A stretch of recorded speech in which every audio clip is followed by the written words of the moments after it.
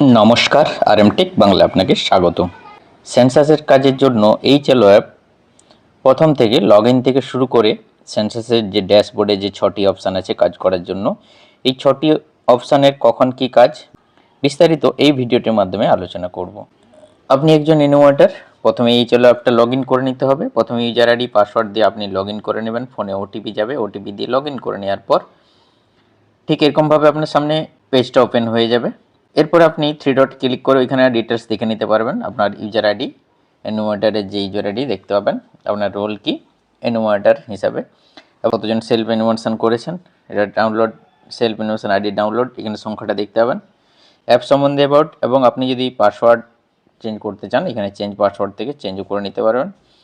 আর এইচএলবি map এখান থেকেও download করতে পারবেন। এছাড়াও নিচে কোনো কিছু সাহায্যের প্রয়োজন যদি হয়, কোনো ধরনের প্রশ্ন, হেল্প, এফএকিউ, সেখান থেকে হেল্প থেকে দেখে নিতে পারবেন। তাও কিবোর্ডের ল্যাঙ্গুয়েজ চেঞ্জ করতে পারবেন। এই ছিল অ্যাপটা। ঠিক এইভাবে লগ ইন করার পর দেখতে উপরের যে ডান দিকে রিফ্রেশে ক্লিক করবেন। রিফ্রেশে ক্লিক করে দেওয়ার সঙ্গে সঙ্গে রিফ্রেশ সাকসেসফুলি এরকম মেসেজও করবে।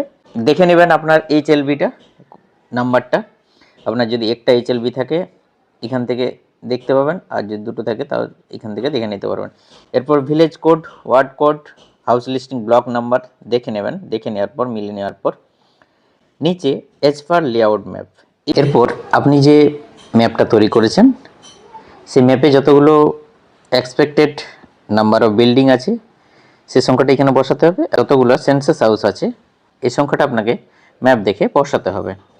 তো বসিয়ে দিবেন। আমি একটা আনুমানিক এখানে বসিয়ে দিলাম। এরপরে হাউস লিস্ট অপারেশন এর উপরে ক্লিক করে দেবেন। ক্লিক করে দেওয়ার সঙ্গে সঙ্গে আপনাকে দেখাবে যে রিফ্রেশ বাটনটা ক্লিক করার জন্য বলবে। যদি আপনি আগে থেকে না করে থাকেন, কাজ করার পূর্বে সেলফ এনুমারেশন আইডি পাওয়ার জন্য এটা রিফ্রেশ করার জন্য বলবে। রিফ্রেশ কোথায় পাবেন না, এখানে ব্যাকে যাবেন, এইখানে ডান দিকে যে রিফ্রেশ অপশানটা, এই রিফ্রেশ অপশানে ক্লিক করে আপনি রিফ্রেশ করে নেবেন। তারপরে নেক্সট করবেন। এই রিফ্রেশে যদি আপনার আগে থেকে করা থাকে তাহলে ওকে করে দেবেন। এরপর হাউস লিস্টিং ব্লক নাম্বার প্রথমেই দেখতে পাবেন।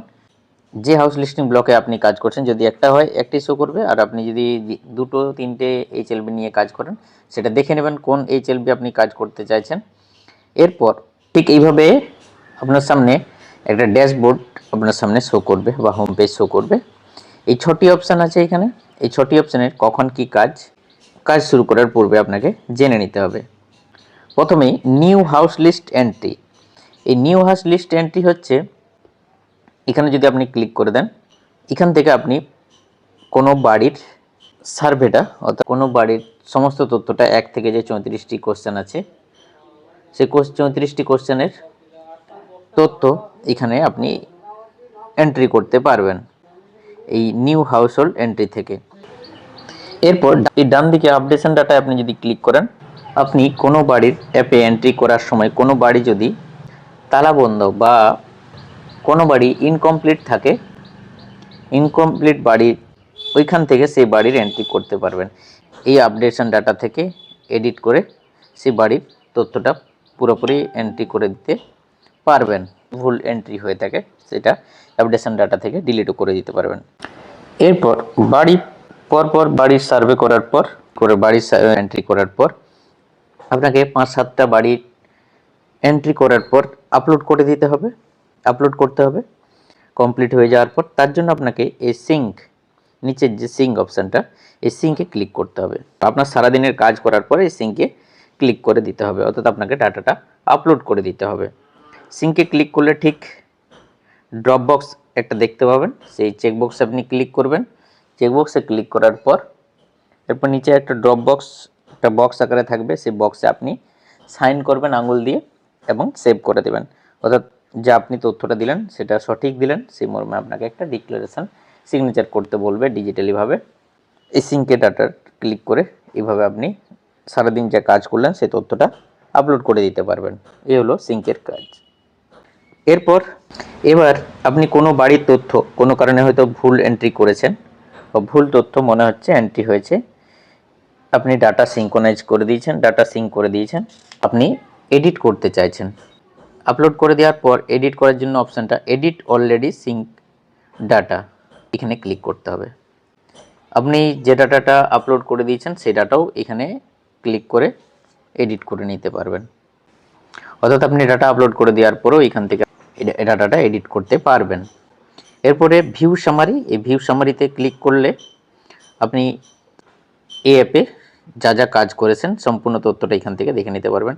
টোটাল হাউস, সেন্সাস হাউস কতগুলো সার্ভে করেছেন, টোটাল নর্মাল হাউস হোল্ড কত ইনস্টিটিউশন হাউস হোল্ড, কত নন রেসিডেন্সিয়াল হাউস, কতগুলো কমপ্লিট হয়েছে, সিঙ্কোনাইজড কতগুলো করেছেন, লক বাড়ি কতগুলো আছে বা ইনকমপ্লিট কি, ডিলিট কি, সমস্ত তথ্যটা।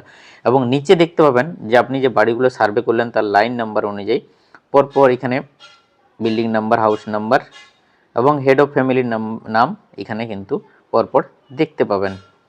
অর্থাৎ ভিউ সামারিতে আপনি অ্যাপে যা যা কাজ করেছেন সেই তথ্যটা এখান থেকে দেখে নিতে পারবেন। এরপর মার্ক অ্যাজ কমপ্লিট, এই অপশানটা আপনি কাজ চলাকালীন, অ্যাপে কাজ চলাকালীন কখনোই ক্লিক করবেন না। এটা হচ্ছে আপনার বাড়ির সার্ভে সম্পূর্ণ হয়ে যাওয়া, অ্যাপে আপনার সম্পূর্ণ কাজ, অর্থাৎ আপনি যে এইচএলবিতে কাজ করছেন তার সেন্সাসের পুরো সম্পূর্ণ কাজ হয়ে যাওয়ার পর মার্ক অ্যাজ কমপ্লিট, অর্থাৎ আপনার কাজ কমপ্লিট, তখনই আপনি এই মার্ক অ্যাজ কমপ্লিটে ক্লিক করবেন। তার আগে অ্যাপে কাজ করার সময় কোনো মুহূর্তে এই মার্ক অ্যাজ কমপ্লিটে ক্লিক করবেন না। এই হলো অ্যাপ, যেটা আপনি লগ ইন করার পর ড্যাশবোর্ডে যে 6টি অপশান আছে তার কখন কি কাজ তার বিস্তারিত এই ভিডিওটির মাধ্যমে আলোচনা করলাম। ভিডিওটি ভালো লাগলে একটা লাইক করে দেবেন, আর চ্যানেলে প্রথম হয়ে থাকলে অবশ্যই চ্যানেলটি সাবস্ক্রাইব করে দেবেন। Thank you so much.